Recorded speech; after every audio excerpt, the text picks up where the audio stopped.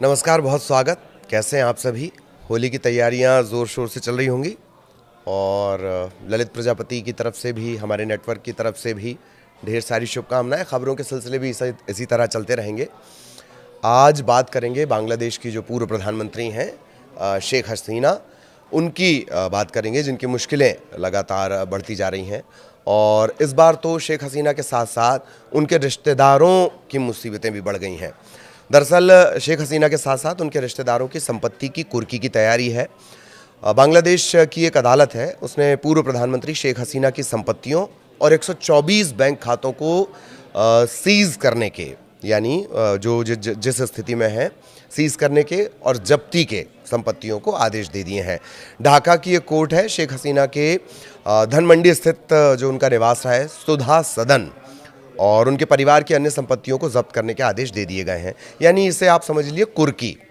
Dhaka Tribune की एक report के मुताबिक अदालत ने हसीना और उनके परिवार के 124 बैंक खातों को सीज करने के आदेश दिए हैं, फैसला सुनाया। खास बात यह है कि जिस घर को जब्त करने का आदेश या कुर्की के लिए कहा गया है वो दिवंगत परमाणु वैज्ञानिक और हसीना के जो पति थे दिवंगत M.A. वाजेद मियाँ के नाम पर है और उन्हें सुधा मियाँ के नाम से भी चूंकि वहाँ जाना पहचाना जाता था, यही वजह है कि इसका नाम सुधा सदन है। ढाका मेट्रोपॉलिटन सीनियर के स्पेशल जज हैं जाकिर हुसैन गालिब, उन्होंने मंगलवार को ये फैसला दिया।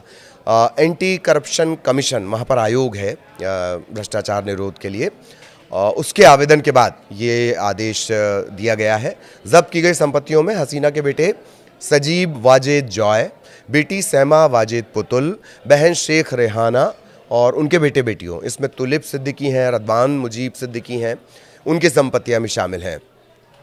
एसीसी ने जो याचिका दाखिल की थी, अपील दाखिल की थी, उसमें कहा कि आरोपी व्यक्ति अपनी अचल संपत्तियों को ट्रांसफ़र करने या फिर उनका दुरुपयोग करने की कोशिश कर रहे हैं। इस स्थिति में जांच पूरी होने तक संपत्तियों की कुर्की के आदेश की ज़रूरत है।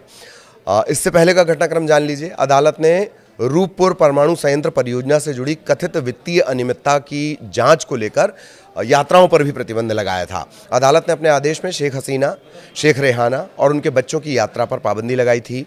एसीसी ने बड़ी मात्रा में धन के संभावित गबन पर चिंता जताते हुए प्रतिबंध लगाने का अनुरोध किया था। एसीसी की याचिका के मुताबिक रूपपुर परमाणु ऊर्जा संयंत्र के नाम पर तकरीबन 59,000 करोड़ टका, ये बांग्लादेश की करेंसी है, टाका भी इसे बोलते हैं, बांग्लादेश की करेंसी, इसकी हेराफेरी के आरोप की जांच चल रही है। हालांकि यात्रा प्रतिबंध का जो आदेश है वो जब तक लगता उससे पहले ही शेख हसीना अगस्त के प्रदर्शन के बाद भारत में आ चुकी हैं और इससे पहले 6 फरवरी को बांग्लादेश के विदेश मंत्रालय ने पूर्व पीएम शेख हसीना की तरफ से किए गए झूठे और मनगढ़ंत बयानों पर भारत सरकार के साथ अपना विरोध भी दर्ज करवाया था। मंत्रालय ने उन पर सोशल मीडिया का इस्तेमाल करके अस्थिरता फैलाने के आरोप लगाए। ढाका में भारत के कार्यवाहक जो उच्चायुक्त हैं, उन्होंने एक पत्र में बांग्लादेश की गहरी चिंता और निराशा का जिक्र किया। मंत्रालय ने भारत से आग्रह किया था कि हसीना को देश में रहते हुए इस तरह के बयान देने से रोका जाए। चलिए, ये तो बात हो गई कि क्या नया आदेश है। अब ये भी आपको जान लेना चाहिए कि शेख हसीना की संपत्ति कितनी है।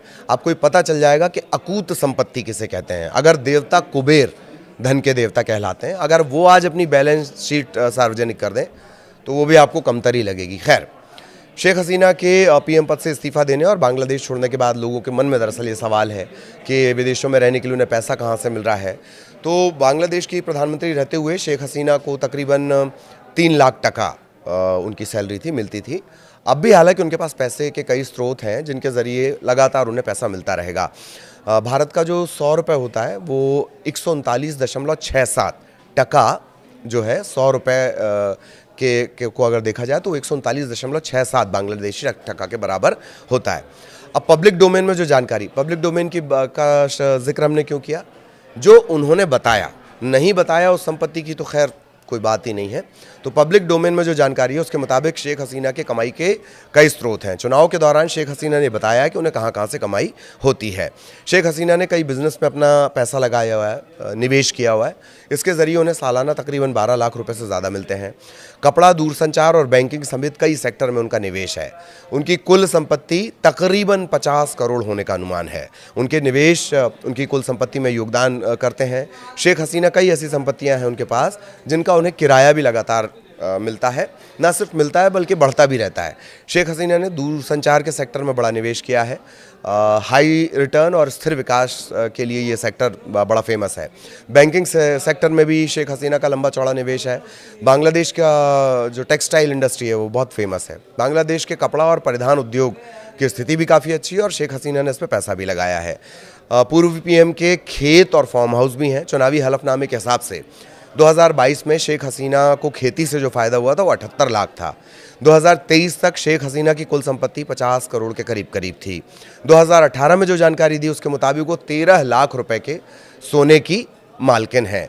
यानी मध्य प्रदेश का जो पूर्व कांस्टेबल है आरटीओ का, सौरभ शर्मा, उससे कम। शेख हसीना के पास तकरीबन 15 बीघे का खेत है और इसकी कीमत 6 लाख टका से ज़्यादा है। शेख हसीना के पास 34 लाख टका से ज़्यादा का एक प्लाट है। 5 लाख टका कीमत की एक 3 मंजिला इमारत भी है। एक विदेशी अखबार का ये दावा है कि लंदन में भी उनका मकान है, लेकिन वो उनके नाम से नहीं है। होता है कई बार कि चीज़ें रहती नेताओं की है पर वो किसी और के नाम पे होती हैं। एक मीडिया एजेंसी का दावा ये भी कि शेख हसीना की प्रॉपर्टी कई देशों में फैली है।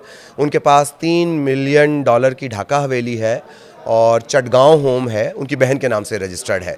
सिलहट में एक अपार्टमेंट भी है, $1 मिलियन में उन्होंने 2020 में से ख़रीदा है। सिंगापुर और दुबई में उनके प्रॉपर्टी इन्वेस्टमेंट की जानकारी है। ये वो जानकारी जो उन्होंने बताई है। इसके अलावा 47 लाख टका की एक कार है उनके पास, वो गिफ्टेड है।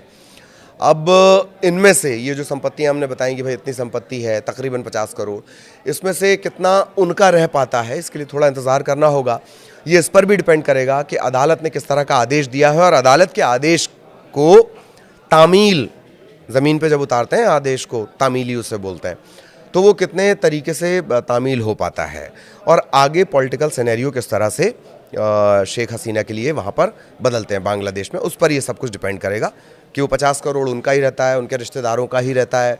वो 124 खाते जिन पर रोक लगाकर सीज़ किया गया है वो उनके पास वापस आएंगे नहीं आएंगे, ये धीरे धीरे हम आपको क्लियर करते रहेंगे। तो आज के लिए इतना ही। नमस्कार।